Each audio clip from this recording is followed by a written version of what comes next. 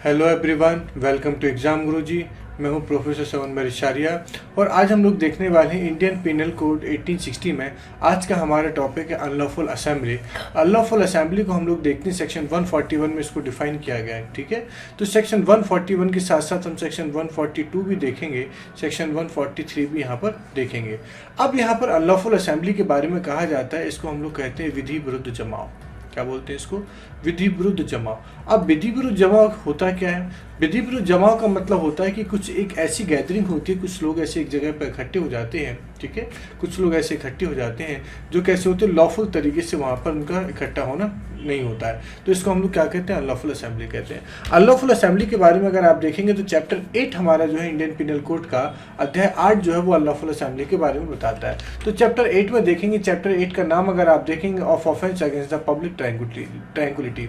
अब public tranquillity कहलाता है लोक प्रशांति। ठीक है, पब्लिक ट्रैंक्विलिटी क्या कहलाता है? लोक प्रशांति। तो ये जो चैप्टर है ये ऐसे ऑफेंस के बारे में बताता है जो पब्लिक पीस को क्या करते हैं? ब्रीच करते हैं, लोक शांति को भंग करते हैं। राइट। सो चैप्टर 8 में जो प्रोविजन आपको मिलेंगे, चैप्टर 8 में जो ऑफेंस आपको मिलेंगे वो पब्लिक शांति को, वो लोक शांति को भंग करने वाले अपराध यहाँ पर आपको मिलेंगे। इसके प्रोविजन अगर आप देखेंगे तो सेक्शन 141 से लेकर सेक्शन 160 तक के प्रोविजन आपको यहाँ पर मिल जाएंगे, जो किसके बारे में होंगे? ऐसे ऑफेंसेस के बारे में होंगे जो पब्लिक ट्रैंक्विलिटी के अगेंस्ट है, लोक प्रशांति के विरुद्ध है। इसका मतलब है कि लोक शांति को भंग करने वाले यहाँ पर आपको मिल जाएंगे। ये तो बात हुई आपकी चैप्टर 8 की। अब इसके बाद अगर आप देखेंगे तो अनलॉफुल असेंबली यहाँ पर मिलेगा आपको। अनलॉफुल असेंबली क्या होता है? अनलॉफुल असेंबली को हम लोग कहते हैं विधि विरुद्ध जमाव। ठीक है, अनलॉफुल असेंबली को हम लोग क्या कहते हैं? विधि विरुद्ध जमाव, जो सेक्शन 141 में यहाँ पर डिफाइन किया गया। क्लियर? तो देखेंगे N assembly of 5 or more person. देखिए, सबसे पहले ध्यान देना कि किसी भी असेंबली को अगर आपने अनलॉफुल असेंबली बनाना है, बहुत ध्यान से समझना इस बात को, किसी भी असेंबली को, किसी भी समूह को, किसी भी जमाव को अगर आपने अनलॉफुल असेंबली बनाना है तो सबसे पहले आपको बताना पड़ेगा 5 और मोर 5%, मोर देन 5%, 5 या 5 से अधिक व्यक्ति वहां पर होना चाहिए। Right. So an assembly of 5 or more person is designated as unlawful assembly if the common object, बहुत ध्यान समझ रहे हैं, यहाँ पर बात की गई किसी कॉमन ऑब्जेक्ट की, सामान्य उद्देश्य की बात की गई है। ठीक है, किसकी बात की गई? सामान्य उद्देश्य की बात की गई। Of the persons composing that assembly is, कहने का मतलब यहाँ पर है कि यदि 5 या 5 से ज्यादा लोगों का सामान्य उद्देश्य जो है अगर वो इस प्रकार का है तो माना जाएगा कि अनलॉफुल असेंबली वहां पर है। सबसे पहले देंगे फर्स्ट, पहले वाले अगर क्लॉज को देखेंगे तो उन्होंने कहा है कि 2 चीजें बता दी गई कि सबसे पहले क्रिमिनल फोर्स और शो ऑफ क्रिमिनल फोर्स, मतलब क्रिमिनल फोर्स का इस्तेमाल करके, उसका प्रदर्शन करके आप क्या करते हो? किसी सेंट्रल गवर्नमेंट को, किसी स्टेट गवर्नमेंट को, पार्लियामेंट को, संसद को और लेजिस्लेचर ऑफ एनी स्टेट, किसी राज्य की विधानसभा को या विधानमंडल को, और एनी पब्लिक सर्वेंट, किसी लोक अधिकारी को, किसी सरकारी अधिकारी को, किसी पब्लिक ऑफिसर को, किसी पब्लिक सर्वेंट को, in the exercise of the lawful power of such public servant. कहने का मतलब यहाँ पर है, कहने का मतलब है कि किसी सेंट्रल गवर्नमेंट को, केंद्रीय सरकार को, किसी स्टेट गवर्नमेंट को, राज्य सरकार को, पार्लियामेंट को, संसद को, किसी राज्य के विधानमंडल को, स्टेट लेजिस्लेचर को, या किसी लोक सेवक को, पब्लिक सर्वेंट को, जबकि वह ऐसे लोक सेवक की विधिपूर्ण शक्ति का प्रयोग कर रहा है, exercise of the lawful power of such public servant, क्या करते हैं यहाँ पर? प्रयोग कर रहा हो आपराधिक बल द्वारा, क्रिमिनल फोर्स द्वारा, या show off criminal force, criminal force के प्रदर्शन द्वारा, आपराधिक बल द्वारा या आपराधिक बल के प्रदर्शन द्वारा अगर आप उनको आतंकित करते हैं, परेशान करते हैं, तो ये क्या कहलाएगा? ऐसे 5 या 5 से ज्यादा लोग मिलकर क्या करेंगे? अनलॉफुल असेंबली का निर्माण करेंगे। क्लियर?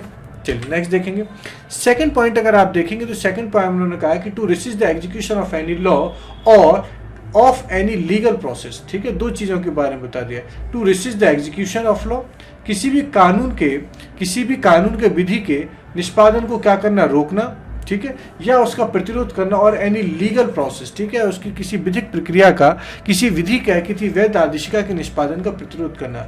अगर कोई कानून बन चुका है और उसका एग्जीक्यूशन किया जा रहा है, उसका निष्पादन किया जा रहा है, तो ऐसे 5 या 5 से ज्यादा लोग मिलकर यदि उसको रोकने का काम करते हैं तो भी अनलॉफुल असेंबली की कैटेगरी में आता है। इसके साथ साथ देखेंगे थर्ड वाले क्लॉज को यहाँ पर देखेंगे। थर्ड क्लॉज आपसे बताता है टू कमिट एनी मिसचीफ और क्रिमिनल ट्रेसपास और अदर ऑफेंसेस।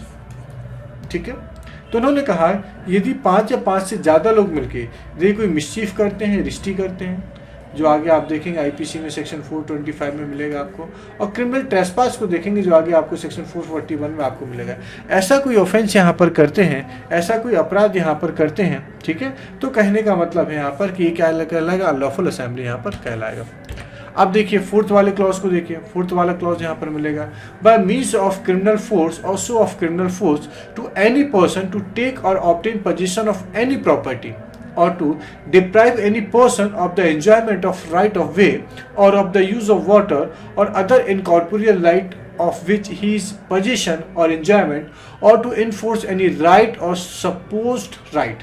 ठीक है, फोर्थ वाला क्लॉज आपसे कहता है कि किसी भी क्रिमिनल फोर्स के इस्तेमाल द्वारा, ठीक है, या उसके प्रदर्शन द्वारा किसी भी व्यक्ति को, ठीक है, किसी भी आपराधिक बल द्वारा या आपराधिक बल के प्रदर्शन द्वारा किसी संपत्ति का कब्जा लेना, किसी प्रॉपर्टी का पोजीशन लेना, या ठीक है किसी पर्सन को उसके राइट टू वे मार्ग के जो उपभोग का अधिकार है, एंजॉयमेंट है, right to possession of any property, और to deprive any person of enjoyment of right to way, किसी व्यक्ति को जो रास्ते का अधिकार को उपभोग करने का अधिकार है उसको क्या करना, वहां से हटाना, उसको वंचित करना, डिप्राइव करना। ठीक है, जल का राइट, जो पानी का राइट होता है, वाटर का राइट होता है, जल के उपभोग करने के अधिकार का है, या किसी अन्य अमूर्त अधिकार से, ठीक है, अन्य अमूर्त अधिकार से, इनकॉर्पोरियल राइट के बारे में बता दिया गया है। दो तरीके के राइट होते हैं, कॉर्पोरियल होता है, इनकॉर्पोरियल होता है। किसी इनकॉर्पोरियल राइट से जिसका वह पोजीशन है, जिसका उसके पास, ठीक है, उसको यूज करता है, एंजॉय करता है, उसको वंचित करना,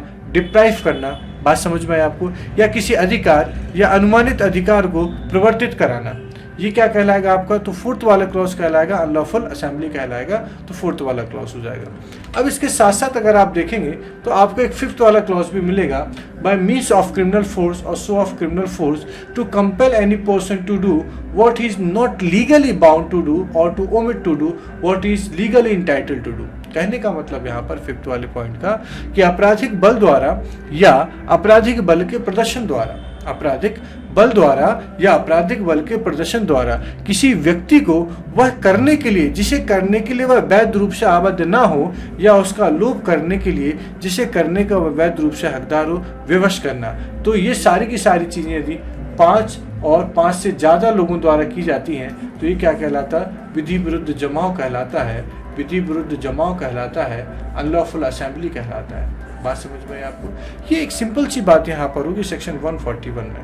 ठीक है, अब इसके साथ साथ देखेंगे तो इसमें एक एक्सप्लेनेशन भी आपको मिलेगा कि assembly which was not unlawful when it is assembled may subsequently become an unlawful assembly. कहने का मतलब है कि कोई जमा जो है, कोई असेंबली जो है, इकट्ठा होते समय विधि विरुद्ध नहीं था, जब जो गैदरिंग हो रही थी नहीं था, लेकिन बाद में क्या हो सकता है, विधि विरुद्ध जमा हो सकता है। यहाँ से प्री का क्वेश्चन हमेशा बनता है, यहाँ से जो ध्यान रखना, प्री का क्वेश्चन हमेशा यहाँ से बनता है। ठीक है, तो ये तो बात हुई किसकी, सेक्शन 141 की।